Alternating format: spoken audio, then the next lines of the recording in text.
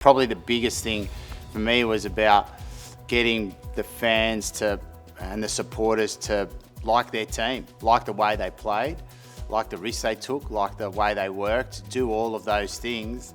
And then results come as a consequence.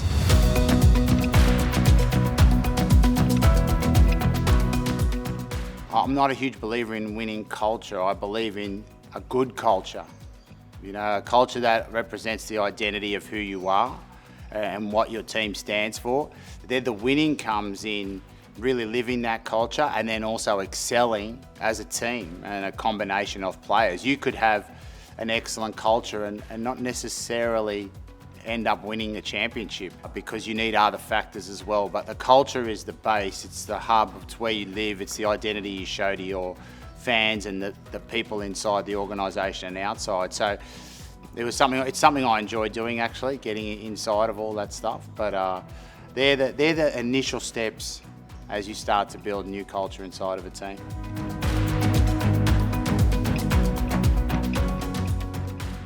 Yeah, I remember that time really quite vividly because I hadn't seen a lot of Super Rugby at the time, so I wanted to take a look at the Waratahs, just watching them play. I think where you can see a lot of the habits and the cultures inside of a team when you see them play on the field. Obviously, one of the biggest challenges when you're going to do something like that is that you need to create change. Creating change puts people in a mode of discomfort.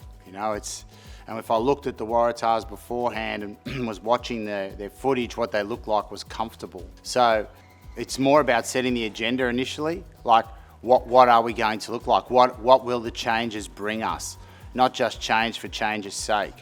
So it's not like, well, you were running 20 metres before, now you're going to run 80. It's about what are the changes going to bring the team. So you need to have the vision of what it's going to look like, the finished product, and then work backwards from there so that you can put together a coherent plan of change and people can understand it. Therefore, they're more likely to go with it because they'll see the end outcome.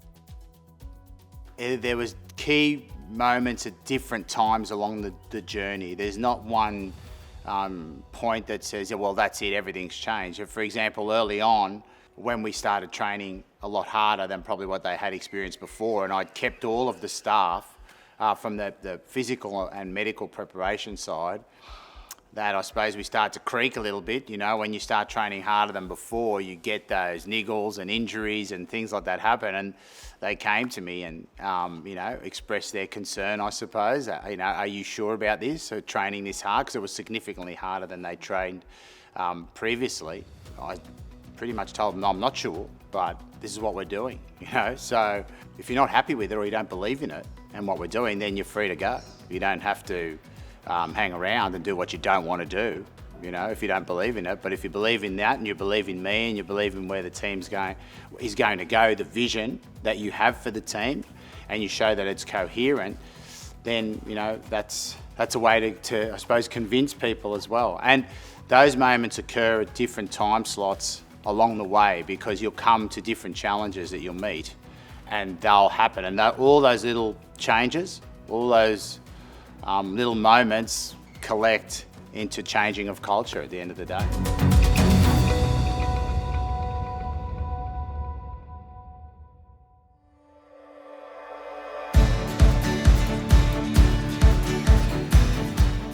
National team strategy in all of this is very different to a club team. There's a big difference because a lot of the formative stuff mentally happens around pre-season.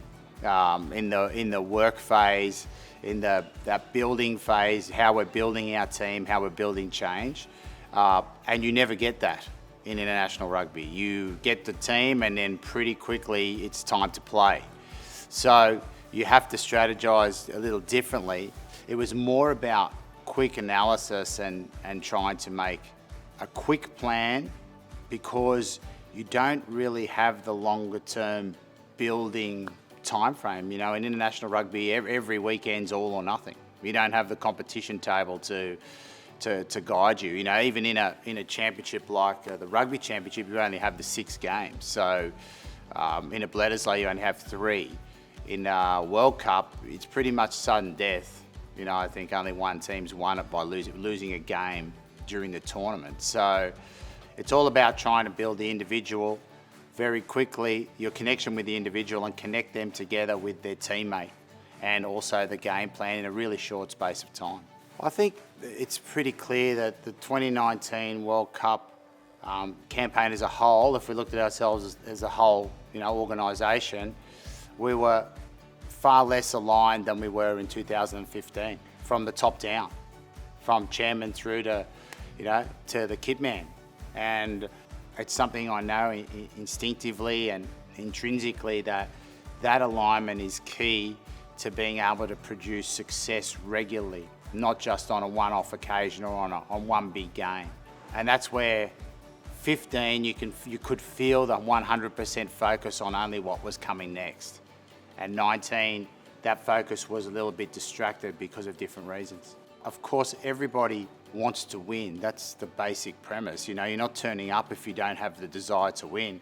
That's why the team running last can beat the team running first on any given day. When they're more focused on that desire to win, they can do it. That's why turning up and making sure your team is delivering on a day-to-day basis usually leads to what's going to give you a sense that everything is going well. And then the weekend, usually that will take care of itself. And when it doesn't, you just need to look back and review and make sure you get some really quick feedback as to, okay, what do I need to keep from all of that? What do I need to change? And not be too reactive, because sometimes just changing all the time for change's sake is not a benefit either, especially if some of the margins are really fine, which they often are at the top end of professional sports, and rugby's no different.